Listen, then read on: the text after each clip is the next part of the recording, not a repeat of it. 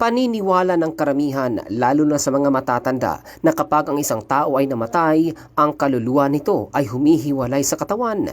Nasa paligid pa, nagmamasid para bagang naghahanda para sa mahabang paglalakbay.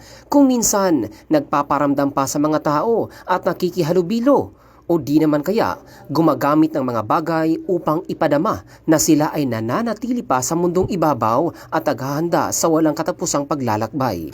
Ito marahil ang naramdaman ng ilang mga netizen matapos mapansin sa isa sa mga kuhang larawan sa nangyaring badugong aksidente sa daan sa Batumelong, General Santos City nitong Huwebes ng hapon, sapagkat nahagip sa kamera ang tila nakalutang na larawan ng isang babae mula sa grupo ng mga taong nakisaksi sa vehicular accident.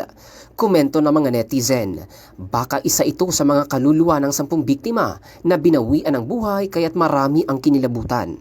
Ngunit pagkatapos mag-trending sa social media ang naturang larawan, lumabas ang katotohanan sa likod ng nakakakilabot na picture.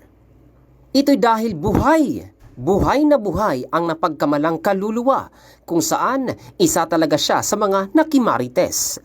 Ang siste, dahil hindi katangkaran, umakyat ito sa barandilya para makita ang nangyaring aksidente na naaktuhan naman ng isang netizen na kumuha ng picture kaya't nagmukhang nakalutang na kaluluwa, lalo na nakasuot rin ito ng manggas at mahabang pang ibaba.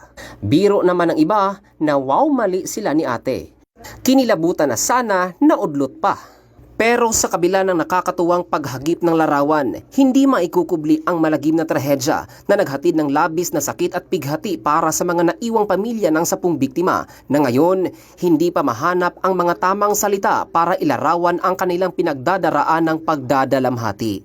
Ito si Joe Phil Candado ng Brigada News Philippines, The Music and News Authority.